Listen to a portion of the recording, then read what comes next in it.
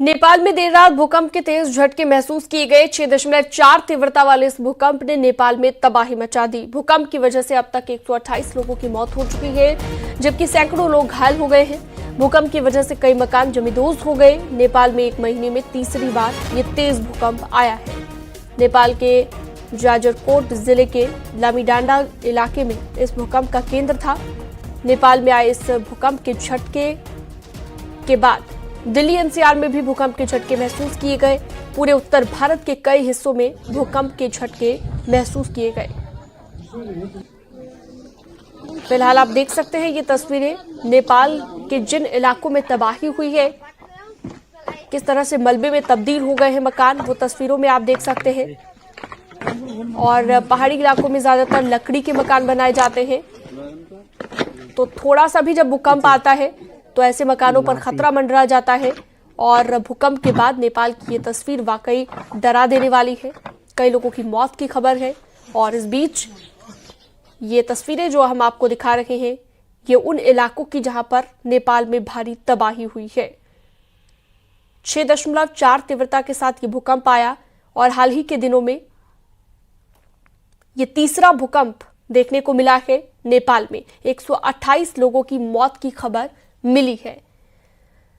तो इन तस्वीरों को देखकर आप अंदाजा लगा सकते हैं इस वक्त क्या मंजर वहां पर होगा और किस तरह से मातम पसरा होगा, क्योंकि कई लोगों की जान भी चली गई है। 128 लोगों की मौत की खबर है अब तक।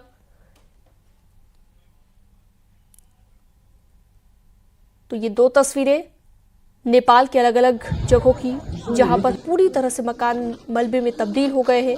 देर रात जब लोग सोए थे तो उन्हें यह अंदाजा नहीं था कि अचानक से इस तरह से उनकी जिंदगी बदल जाएगी। तो ऐसे में भूकंप से जो तबाही हुई है वो वाकई डरा देने वाली है। पीएम मोदी ने भी ट्वीट किया है और भारत नेपाल के साथ खड़ा है। ये पीएम मोदी ने ट्वीट में लिखा है, हर संभव मदद देने के लिए तैयार हूं। नेपाल में भूकंप के कारण जनहानि और क्षति से अत्यंत दुखी हूं। भारत नेपाल के लोगों के साथ एकजुटता से खड़ा है और हर संभव सहायता देने के लिए तैयार है। हमारी संवेदनाएं शोक संतप्त परिवारों के साथ है और हम घायलों के शीघ्र स्वस्थ होने की कामना करते हैं। ये पीएम नरेंद्र मोदी ने अपने ट्वीट में लिखा।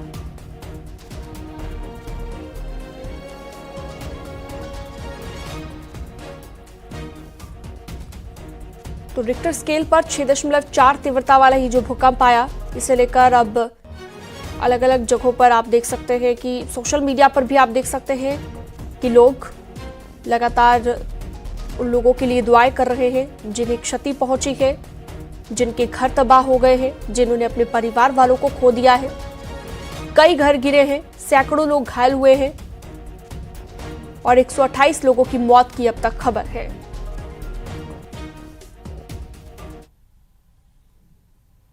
और वक्त एक बहुत छोटे से ब्रेक का है, जल्द लौटते हैं।